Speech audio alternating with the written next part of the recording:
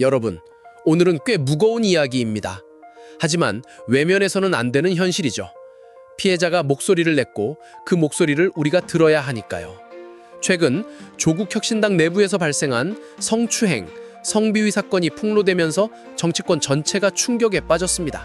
근데 더 충격적인 건 그 피해자가 정당한 보호를 받기는커녕 오히려 조직에서 밀려났다는 사실입니다.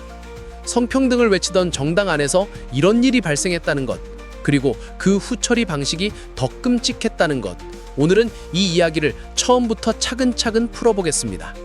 먼저 사건의 시작으로 돌아가야겠죠. 2024년 12월 조국 전 법무부 장관이 대법원에서 실형을 선고받은 바로 그날이었습니다. 그날 당직자들이 함께 모여 회식을 했고 노래방까지 갔다는 이야기가 나옵니다. 그 자리에서 한 여성 당직자가 성추행을 당한 것으로 알려졌습니다. 처음엔 소문처럼 돌았지만 피해자는 끝내 입을 열었고 내부에 공식적으로 문제를 제기했습니다. 그 과정에서 도와준 사람도 있었어요.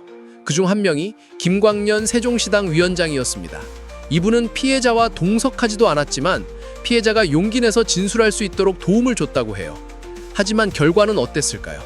그 김광년 위원장은 당에서 당원 제명 조치를 받습니다. 도대체 무슨 이유였을까요? 피해자를 도운 사람이 잘못된 건가요? 당 윤리위는 그가 당의 명예를 훼손시켰다고 판단했다는데 여기서부터 의문이 꼬리에 꼬리를 물기 시작합니다. 피해자는 명예를 훼손시킨 게 아니라 자신의 피해 사실을 알렸을 뿐입니다. 조직은 그런 피해자보다 조직의 이미지, 체면, 그리고 내부 질서가 더 중요했던 걸까요? 그리고 더 중요한 인물이 등장합니다. 강미정 대변인. 당시 조국혁신당의 공식 대변인이었던 그녀는 충격적인 고백을 합니다. 본인도 과거 비슷한 성희롱 피해를 당했지만 말하지 않았다고. 그런데 이번에 너무 어린 피해자가 또 당한 걸 보고 이대로는 안 되겠다고 판단한 거죠. 그래서 공개적으로 문제를 제기합니다. 당 지도부에 윤리심판을 요청했고 공식적인 조사와 가해자 분리 조치를 요청했죠. 그런데 반응은? 놀랍게도 가해자 중 한 명은 피해자와 같은 자리에 앉아 회의까지 참석했다고 합니다. 이게 말이 됩니까? 성추행 가해자로 지목된 사람이 정식 윤리조사도 끝나기 전에 피해자 옆에 앉아서 회의에 참석하는 조직, 그리고 그걸 막지도 않은 당 지도부. 이쯤 되면 누가 상식 바뀐지 헷갈릴 정도입니다. 결국 강미정 대변인은 폭로를 결심합니다. 기자회견을 열고 당 내부의 실상을 공개한 거죠. 그녀는 말합니다. 저는 침묵했지만 이젠 참을 수 없었다. 피해자가 더는 혼자가 아니도록 목소리를 냈다. 그런데 여러분, 여기서 더 큰 문제가 하나 있어요. 강미정 대변인의 폭로 이후 정치권 일각에선 오히려 그녀를 비난하는 목소리도 나오기 시작했습니다. 당을 배신했다. 선거 앞두고 분란을 만들었다는 이야기들이 퍼졌습니다. 이게 피해자와 피해자를 지지한 사람에게 돌아온 현실입니다. 그럼 가해자들은요? 일부는 당원권 정지 1년, 일부는 제명 조치를 받았지만 놀랍게도 그 이후에 다시 복귀할 수 있는 구조예요. 1년 지나면 다시 돌아오는 거죠. 그럼 피해자는요?